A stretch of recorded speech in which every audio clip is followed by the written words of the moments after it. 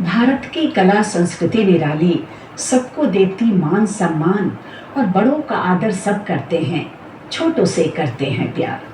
संस्कारों की भूमि है यह, संस्कारों की भूमि है यह, हर धर्म का है आदर सम्मान और इसीलिए पूरी दुनिया में कहलाता है भारत महान, कहलाता है भारत महान। नमस्कार, मैं आशा विभाकर खुला आकाश के मंच से आप सभी दर्शकों का बहुत बहुत स्वागत करती हूँ। और दर्शकों, किसी भी देश के विकास में उस देश की कला और संस्कृति की भूमिका अत्यंत ही महत्वपूर्ण होती है। और जैसा कि आप सब जानते हैं दर्शकों कि विविधताओं का देश भारत अपनी विभिन्न कला और संस्कृति के लिए भी जाना जाता है। हमारे देश में संगीत कला, नृत्य कला, नाटक कला, मूर्ति कला, चित्रकला, लेखन कला, स्थापत्य कला, लोक परंपराएं, धार्मिक अनुष्ठान और संस्कार जैसे क्षेत्रों में एक विशाल संग्रह मौजूद है दर्शकों, जो मानवता की अमूर्त सांस्कृतिक विरासत के रूप में जाना जाता है। हमारे देश की विभिन्न कलाएं और संस्कृति खुशबू की तरह हमारे जीवन में बस जाती है और हमारे जीवन को भरा पूरा बनाती है। इससे एक और जहां हमें पहचान मिलती है, वहीं दूसरी तरफ संस्कृति रूपी डोर से मानव समुदाय एक दूसरे से जुड़ते चले जाते हैं। तो आज खुला आकाश के मंच पर चर्चा का विषय है कला और संस्कृति, और इस विषय पर चर्चा के लिए हमारे कार्यक्रम में मेहमान के रूप में आमंत्रित हैं बिहार की जानी मानी भरतनाट्यम डांसर, नर्तकी और वरिष्ठ कलाकार सुदीपा घोष। आपको बता दूं दर्शकों कि सुदीपा जी एक क्लासिकल डांसर तो हैं ही, लेकिन साथ ही साथ भारतीय नृत्य कला मंदिर में भरतनाट्यम विभाग के विभागाध्यक्ष के पद पर कार्यरत हैं। कई राष्ट्रीय तथा अंतर्राष्ट्रीय मंचों पर इन्होंने अपनी सफल प्रस्तुति देकर बिहार और देश का गौरव बढ़ाया है, और साथ ही साथ गुरु शिष्य परंपरा को लेकर भी यह आगे बढ़ रही हैं। तो आइए मिलते हैं आज की हमारी मेहमान और भरतनाट्यम डांसर सुदीपा घोष से। बहुत स्वागत, बहुत अभिनंदन खुला आकाश के मंच पर आपका। बहुत बहुत धन्यवाद। नमस्कार सभी दर्शक गणों को जी। और सुदीपा जी, आप एक कलाकार हैं और लंबे समय से कला के क्षेत्र से जुड़ी हुई हैं। सबसे पहले कला और संस्कृति को लेकर मैं आपके विचार जानना चाहूंगी। मेरे कुछ कहने के पहले आपने अपनी जो बात रखी उसमें हमारा देश विविधताओं से भरा है, ये आपने कहा। वाकई में हमारा देश विविधताओं से भरा है। यहाँ प्रति किलोमीटर जब आप जाते हैं तो एक बदलाव, चाहे वो प्राकृतिक सौंदर्य का बदलाव हो, खान पान, व्यवहार, बोलियां, संस्कृति, सब कुछ बदलती जाती है। तो हमारे देश में प्रति राज्य, प्रति जगह पे अपने अपने संस्कार, अपनी अपनी कलाएं जो होती हैं, वो उस जगह के खूबसूरती को, उसके अस्तित्व को दिखाती हैं। तो हमारे देश में जो इतनी प्राचीन एक विरासत रही है, वह लोक संस्कृति की विरासत है, और लोक संस्कृति से जन्मी है शास्त्रीय कलाओं की विधाएं। जी, लोक से ही जाना जाता है सर्वज्ञ। क्या बात है। और कहीं ना कहीं उन लोक कलाओं से, उन मूर्तियों से, उन गीतों से, उन साहित्यों से नृत्यों की उत्पत्ति हुई है। और नृत्य एक समृद्ध कला बनी है। मैं नर्तकी हूँ, नृत्यांगना हूँ, इसलिए नृत्य के बारे में, उसके विविध आयामों के बारे में चर्चा तो ज़रूर कर सकती हूँ, लेकिन नृत्य करने के पहले मुझे अपने देश की जो प्राचीन कलाएं हैं, जो मिट्टी से जुड़ी हुई कलाएं हैं, लोक कलाएं हैं, परंपराएं हैं, उसके बारे में जानना होता है। और जैसा कि आपने मेरे परिचय में कहा, गुरु शिष्य परंपरा का निर्वहन करना, तो हमारा देश गुरु के महत्व को दिखाता है, और किस तरह हम अपने पूर्वजों को अपने गुरु के रूप में स्मरण करते हुए उनके सिखाए हुए पद चिन्हों पर आगे बढ़ते हैं। इसका अनुसरण ही गुरु शिष्य परंपरा है। यानी एक घर से जो परंपराएं, जो नियम, अनुशासन उत्पन्न हुए, उसका निर्वहन जब कलात्मक रूप से मान्यता के साथ उसे मानते हुए उस घर को अनुसरण करते हुए किया जाए, तो उस गुरु का अनुसरण हुआ, और वही परंपराएं हम आगे अपनी अगली पीढ़ी तक ले जाते हैं। यही है गुरु शिष्य परंपरा, जहाँ नए खोज की बहुत ज़्यादा गुंजाइश नहीं रहती है।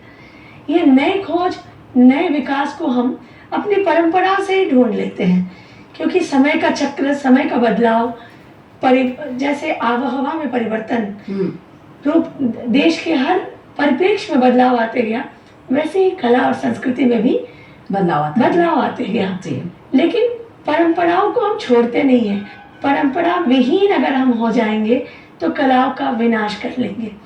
इसलिए गुरु शिष्य परंपरा का निर्वहन भी आवश्यक है। जी, बहुत अच्छी बात आपने कही सुदीपा जी। तो दर्शकों, जैसा कि सुदीपा जी ने कहा कि कला और संस्कृति अगर देखा जाए तो दोनों एक दूसरे से जुड़े हुए हैं।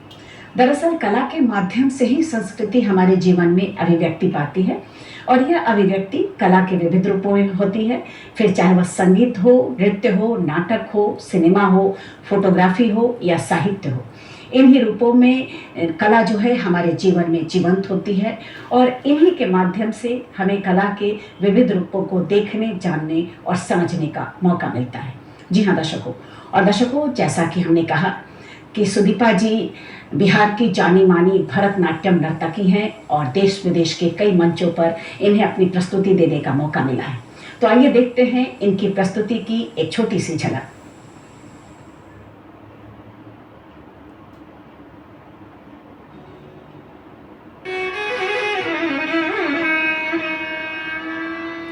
नाचत नाचत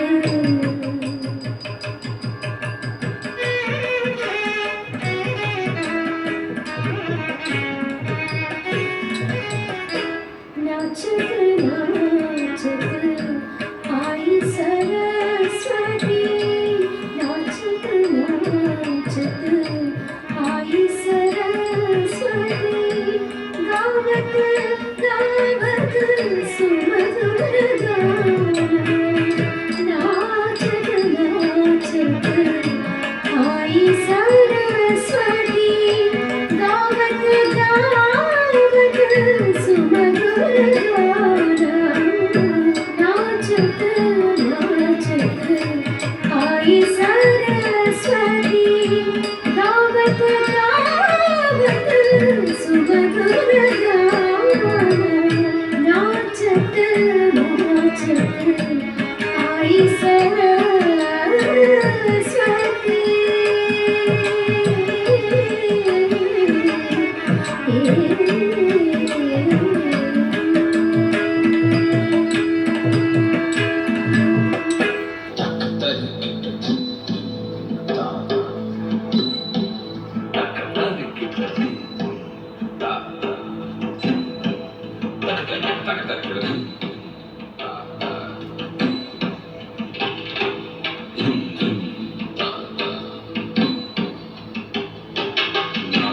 नागेन्द्रहाराय त्रिलोचनाय भस्मांगरागाय महेश्वराय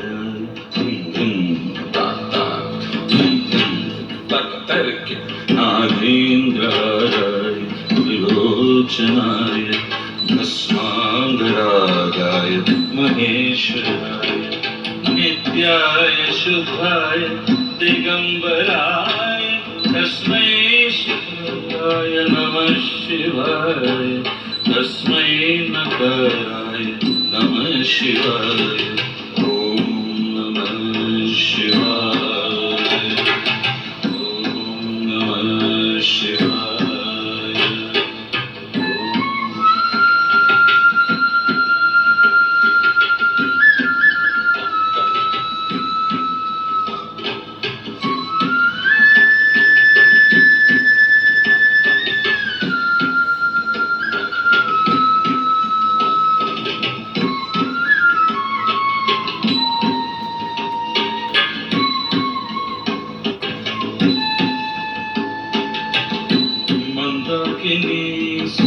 चंदन चर्चिताय नंदीश्वर प्रमथनाथ महेश्वराय, मंदार पुष्प बहु पुष्प सुपूजिताय, तस्मै मकाराय नमः शिवाय, तस्मै मकाराय नमः शिवाय, ओम नमः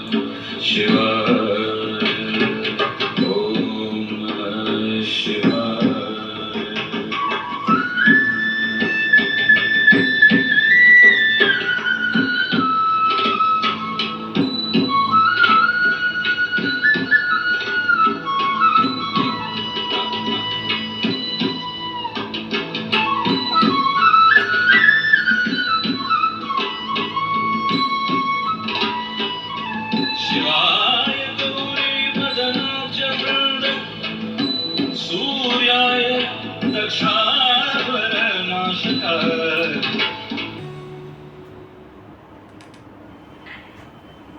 बहुत ही खूबसूरत प्रस्तुति और बिल्कुल मंत्रमुग्ध करने वाली प्रस्तुति सुदीपा जी, और निश्चित रूप से हमारे दर्शकों को भी यह प्रस्तुति बहुत ही पसंद आई होगी।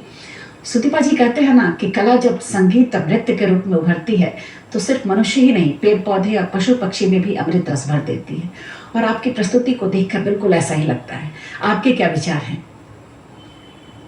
कला का सृजन, मैंने जैसे कहा, जब तक आपको माटी की सुगंध की अनुभूति नहीं होती है तब तक आप कलाकार नहीं बनते हैं। कला संवेदनाओं का एक मूर्त रूप कहला सकता है। जी बिल्कुल।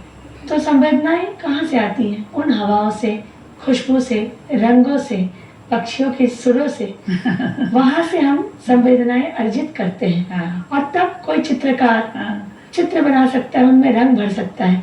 जब तक पुष्प के रंग ना दिखे, आसमान का वो नीला रंग ना दिखे, सफेद बादल ना दिखे, तो चित्रकार में कैसे रंगों की कल्पना आ सकती है? संगीतकार अगर कलरव ना सुने, नदी की जो तरंग होते हैं उसकी आवाज़ ना सुने, तो उन्हें भी वो जो संगीत के सुर हैं, वो जो नाद है, उसका ज्ञान नहीं हो सकता। उसी तरह नर्तक को जब तक श्वास का अनुभूति नहीं रहे, अरे वाह, कि किस प्रकार श्वास की गति चलती है, किस प्रकार पेड़ों के पत्ते लयबद्ध होकर हिलते हैं, जब लयबद्ध हिलते हैं तो वो कितना मनमोहक होता है। जब लय विहीन हिलते हैं तो वो आंधी का रूप होता है। आंधी हमको अच्छी नहीं लगती। क्या बात है, बहुत खूब। लेकिन जब लयात्मक उसका एक मूवमेंट होता है तो वो नृत्यमय होता है।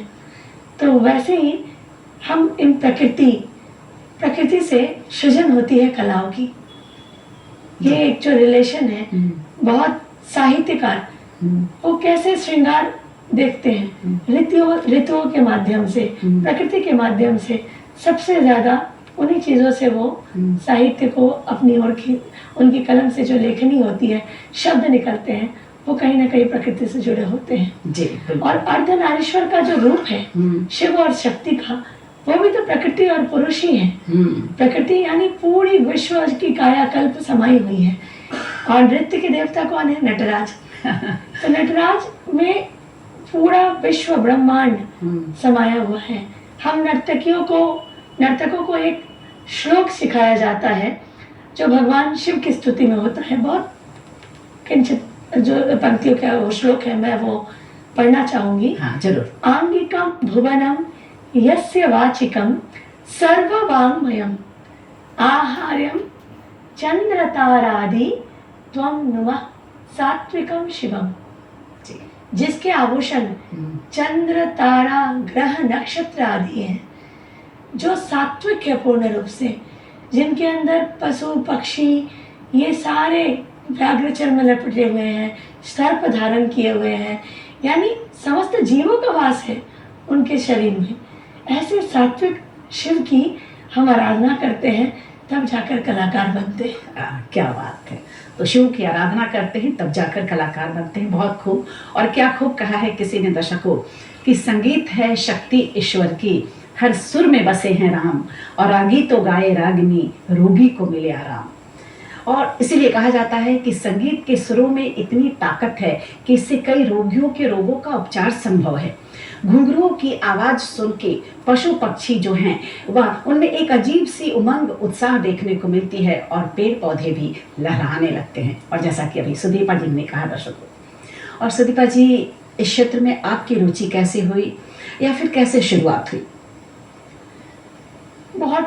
मैं बिहार में जन्मी हूँ जी, इसी पटना शहर में पली बड़ी, और नृत्य की शिक्षा के लिए, विशेष शिक्षा के लिए मैं चेन्नई कला क्षेत्र foundation, Rukmini Devi college of fine arts, जो देश ही नहीं पूरे विश्व का एक जाना माना कला प्रतिष्ठान है, वहाँ से मैंने अपनी पढ़ाई पूरी की, नृत्य शिक्षा अर्जित की गुरुकुल परंपरा के तहत। मेरी जो ये रुचि है नृत्य में, ये बचपन से, कहते हैं ना कि कलाकार स्वतः पैदा होते हैं, तो कला की अभिव्यक्ति खुद में सबके पास रहती है, सभी कलाकार होते हैं, लेकिन वो रुचि जगानी पड़ती है, विशेष कोई कारणों से वो रुचि जग जाती है।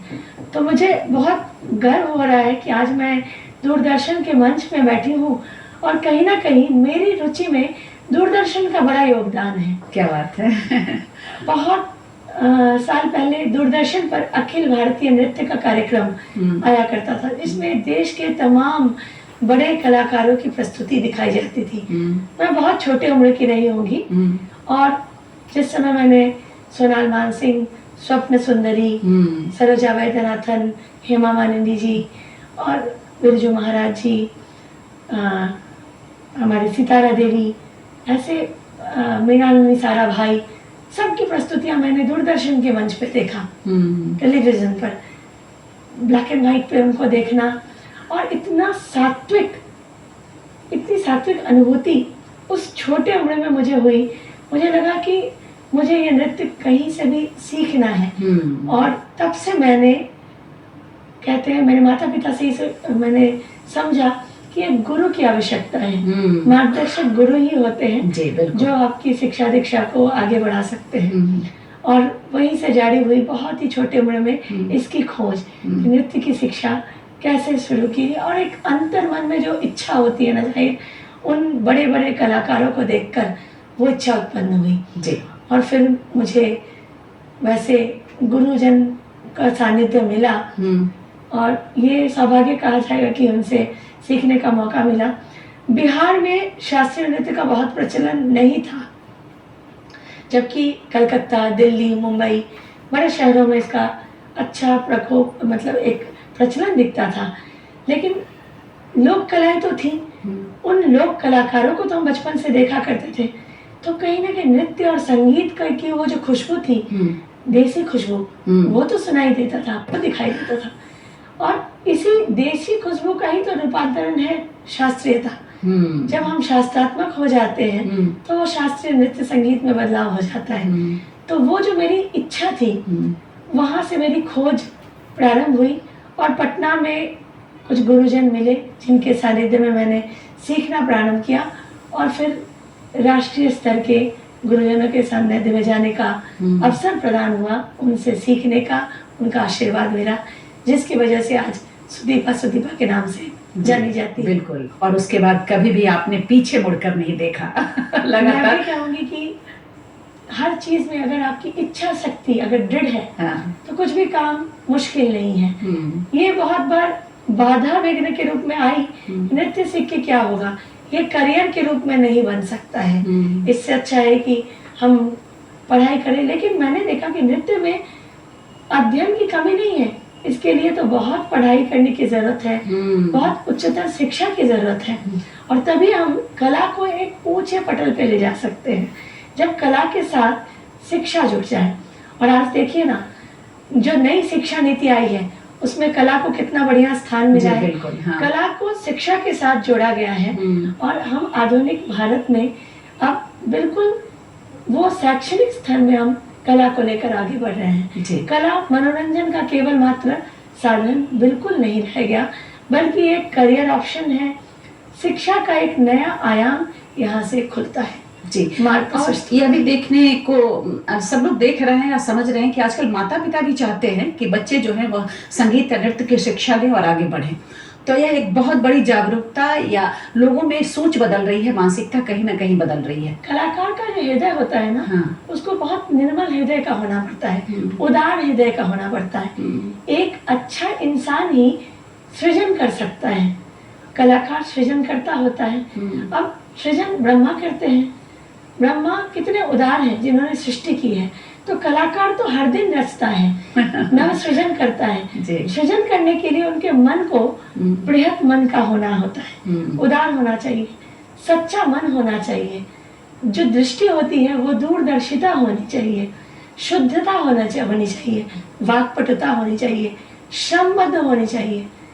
आलस्य का तो नाम मात्र नहीं होना चाहिए कलाकार के अंदर। तो इतने गुणों को, सात्विक गुणों को जो धारण कर सकता है तभी कलाकार बन सकता है।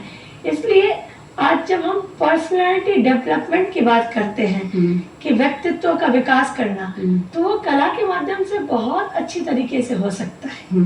साथ ही साथ कला में जो ऊर्जा है, जो अंतर्निहित ऊर्जा कला से निकलती है, वो एक थेरेपी है। आज आप सुनेंगे कि पेशेंट को गायन के माध्यम से, राग के माध्यम से ट्रीटमेंट होता है। बिल्कुल।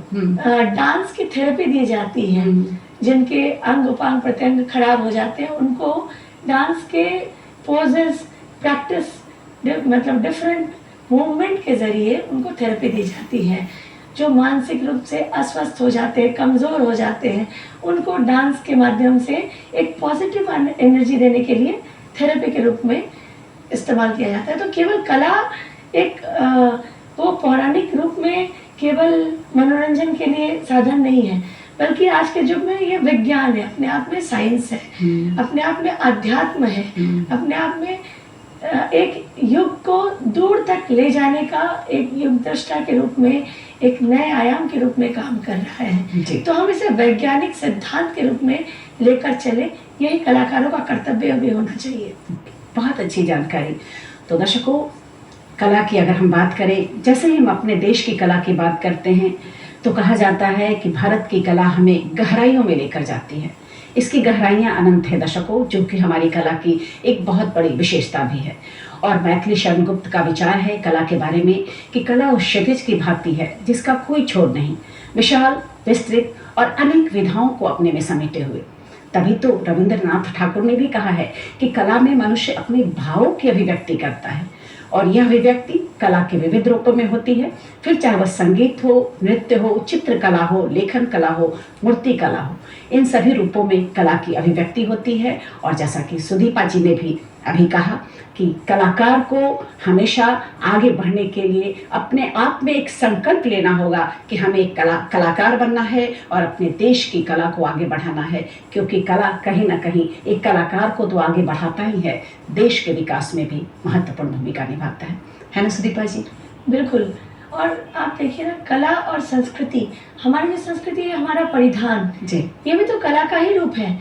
अब हमारी जो भारतीय परिधान है उसमें कितने हस्तशिल्प जुड़े हुए हैं। एक साड़ी हम पहनते हैं तो उसमें कितनी रोचक हस्तकलाएं, कितने मेहनत के बाद उसके जो वो बुनकर बारीकियां हैं, बारीकियां होती हैं। और हर प्रांत के, हमारे देश जो विविधताओं का देश है, जैसा आपने प्रारंभ में कहा, अब हमारे यहाँ के परिधान ही विविधता दिखाते हैं। और उन परिधानों पे बने जो शिल्प हैं, उनके जो टेक्सटाइल है, वो भी तो अपने आप में एक बृहद कला ही है।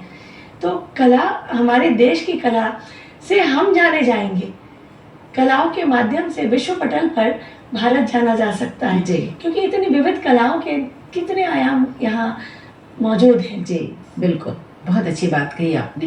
अच्छा सुदीपा जी, बिहार की लोक कला और लोक संस्कृति से भी आप लगातार जुड़ी हुई हैं।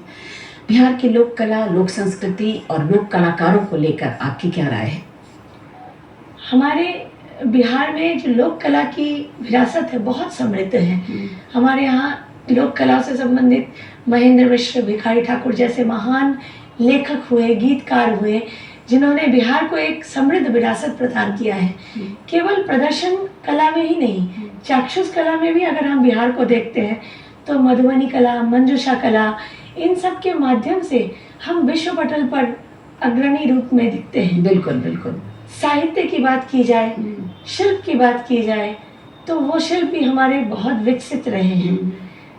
हम भरत मुनि के काल से जो मूर्ति कलाएं, नाट्य शास्त्र की बात की जाए, पाणिनि के व्याकरण की बात की जाए, अर्थशास्त्र की बात की जाए, और वहाँ से जो शिल्प और चीज़ों को उन्नति मिली है उसकी बात किया जाए, तो हमारे बिहार का इतिहास गौरवमयी है। कविवर विद्यापति की बात की जाए तो हमारा जो मैथिली साहित्य है और पदावलियाँ हैं, वो विश्व पटल पर ऐसे साहित्य है, ऐसी रोचक पदावलियाँ हैं जो अन्यतम हैं, जिनकी अतुलनीय है वो।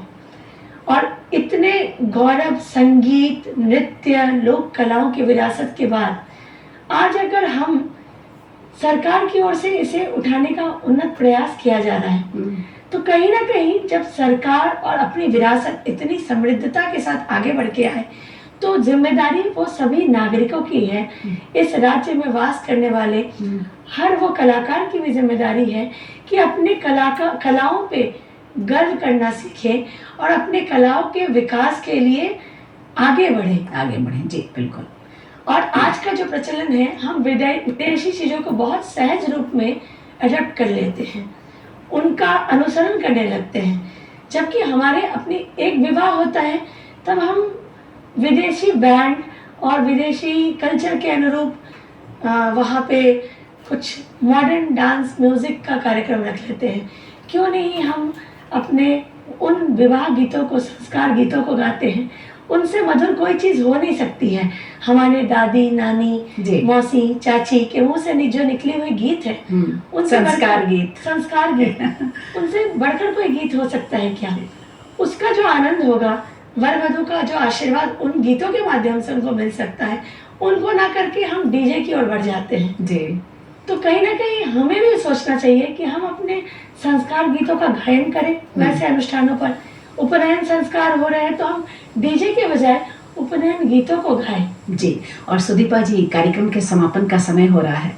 मैं चाहूंगी कि चलते चलते कला के क्षेत्र से जुड़े कलाकारों को एक प्यारा सा संदेश दे दें आप। मैं कहूँगी कि कला का मार्ग जो होता है वो एक अनोखा मार्ग है। लोग डॉक्टर बनते हैं, इंजीनियर बनते हैं और बहुत पढ़ाई करते हैं, अथक परिश्रम के बाद उस मुकाम को हासिल करते हैं। तो कलाकार बनना, ये धारणा हो सकती है कि कलाकार हैं, लेकिन बस कलाकार हैं ऐसा ना सोचे। कला साधना के फलस्वरूप कला की उत्पत्ति होती है और कलाकार बहुत अथक परिश्रम के बाद कला साधना को प्राप्त करता है। जी, बिल्कुल। तो इस साधना को निरंतर जारी रखें और कला के चरम सीमा पर गौरव के साथ पहुंचने का प्रयास करें। जी, इसमें अपने करियर को बनाने का प्रयास करें और देश का नाम उन्नत करें। आप कलाकार हैं, इस पर हमेशा गर्व महसूस करें। जी, अपने आप पर गर्व करें कि आप एक कलाकार हैं। बहुत अच्छा संदेश और बहुत अच्छी जानकारी दी है आपने सुदीपा जी। आपका बहुत बहुत धन्यवाद और शुक्रिया हमारे कार्यक्रम में अपना बहुमूल्य समय देने के लिए। बहुत आभार। तो दर्शकों, ये थी सुदीपा घोष जो कि कला और संस्कृति के बारे में आपको जानकारी दे रही थी। तो कैसा लगा आपको आज का हमारा यह कार्यक्रम? इस पर अपनी राय देने के लिए और अपने ढेर सारे पत्र लिखने के लिए नोट करें हमारा पता है